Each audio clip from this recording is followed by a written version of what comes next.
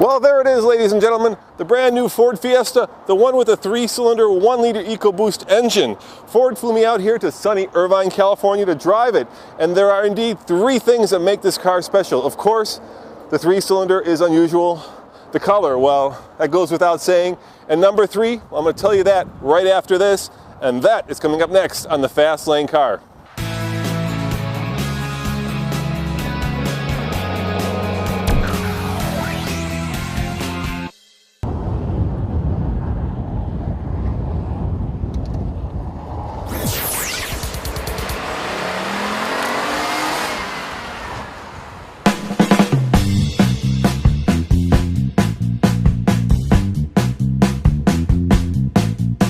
So here's what I think makes this car so special.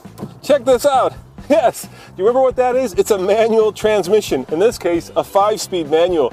At a time when even Porsche is moving away from manual transmission, Ford has the cojones to roll out a small car with a 3-cylinder turbocharged engine that's only available in a 5-speed manual. And in my book, that is way cool and way fun.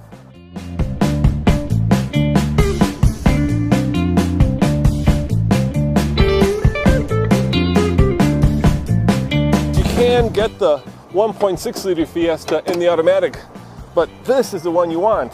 This is the fun one. Okay, the ST is a little bit more fun, but in terms of a car that costs just over $16,000 starting price, the 1 liter with the turbocharger is exceptional because it puts out, and this is the important number, 148 pound-foot of torque, and on the highway at least it gets 45 MPG.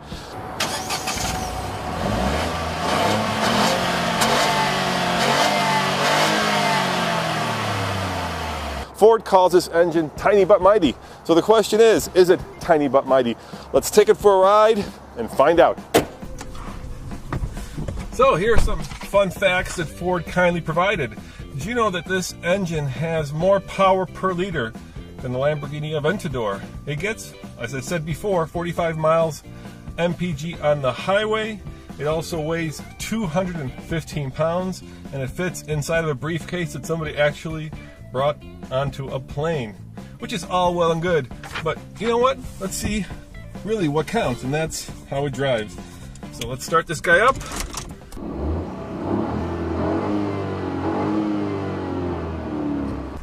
Put my seatbelt on. Take it for a spin.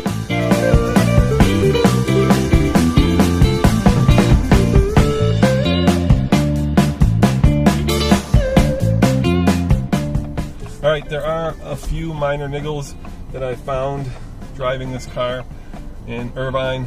First and foremost, this stick shift, while it's fun and engaging to drive, it's a little bit notchy. I'd like it to be just a little bit more precise, a little bit shorter throws so I can make the best use of this perky little engine. Europeans have had 3 cylinders for a long time, but here in America it's very unusual, and one of the reasons, I guess, is because obviously we've always had big cars, so 3 cylinders weren't absolutely powerful enough. The other issue with 3 cylinders is balancing them. How did you solve that problem? So it doesn't shake, it doesn't vibrate the car. So I think what you are going to see in the industry is a lot more 3 cylinders coming through because of the great fuel efficiency, and now with the EcoBoost technology you can also get the performance. But on the balancing, so typically in a 3-cylinder there is an outer balance which would rock the engine, yes, and could go through to the customer. Typically that's counteracted by a balance shaft. We didn't want to put a balance shaft in because that's more weight, it's more friction, it's cost to the customer. So we came up with an innovative solution. We put some outer balance on the front hub here. You can maybe see it here, yep, and also on the flywheel. So we moved that out of balance from the vertical motion to a lateral motion, and the engine mounts designed to accommodate that lateral movement, which is more difficult to do in the vertical movement. So we saved on cost, saved on weight, better fuel economy, and resolved that, what you would recognise is a historic issue for a 3-cylinder.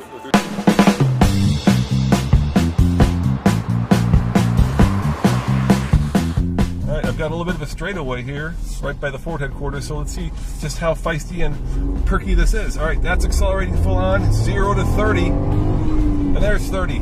So 60, that's your best guess, but we'll have to wait till we get to Colorado to give it a full TFL car test. I guess I'm wondering, with such a perky and fun and engaging car, why you'd want to get the 1.6 liter. I know why you'd want to get the Fiesta ST, because of course that is the hot rod of the bunch. But if it were my money, I'd certainly go for this little turbo, because 45 MPG on the highway is a very good number. And let's face it, there's just something cool and fun about small little cars with small little engines that have turbos about the size of a quarter. Really, that's about the size of this turbo. It's about the size of a quarter. Inside the Fiesta, it's sort of a mixed bag. Some of the materials are elegant and expensive, while some are rather inexpensive. The central console is a little bit fussy for my taste, but it's also somewhat funky in a yuppie sort of European way. No, I am not going to get in. I'll leave that to Nathan. But once upon a time, cars in this segment were small little people movers. You know, the Fit, the Yaris, these were all urban little cars. The Fiesta, on the other hand, is grown. It's very, very roomy. In fact, the seats fold down. You can easily get 2 golf bags in here. And if you got the hatchback, well, that's even more useful, because you could fit, well, anything you buy at IKEA into the back, especially if it's something European and small. But very roomy indeed.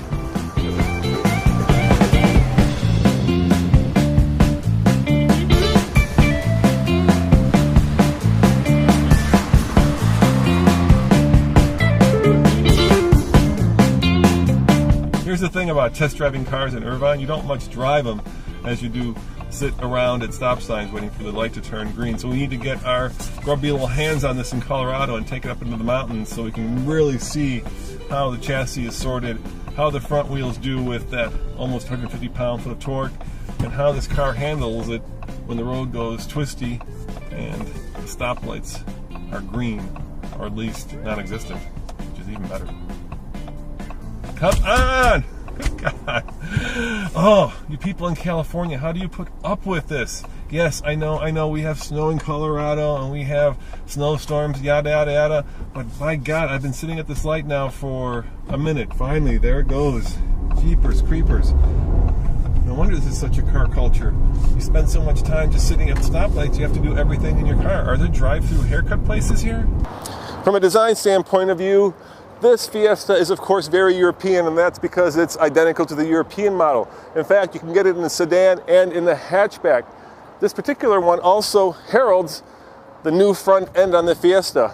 If you take a hard look, you might see some subtle differences, but I think you'd have to put the new model up against the old model to really tell the difference. Obviously, the bright green color is a little bit distracting, but it's very European and I think very fun. What's your favorite part of it? I think, especially with this vehicle, with the 1 liter EcoBoost, it's both an increase in performance as well as an increase in fuel efficiency, which you normally wouldn't think you would get both. But the EcoBoost technology in the Fiesta gives you both. So it's a super fun car to drive, but it gets you great gas mileage. What will the starting price be? So for this model, equipped is $16,740. So for less than $17,000, you can get 45 miles per gallon. And when will it be available, or is it available? It's available now in dealers. You can go test drive one if you're interested. Absolutely. On the TFL scale of buy it, lease it, rent it, or forget it, I'm going to say I don't know. I'm only here in Irvine for a few hours, and I've driven it basically around suburban gridlock. So it's not fair to you, and it's certainly not fair to Ford to rate this car. So you have to come back when we take it to Colorado for a full TFL review. But what I can tell you is, good God, it's so much fun to drive a stick shift. You have so much more control and it's so much more engaging. So as always, this is Roman reporting for the Fast Lane Car. Thanks for watching, and check out tflcar.com for more news, views, and reviews. Ciao.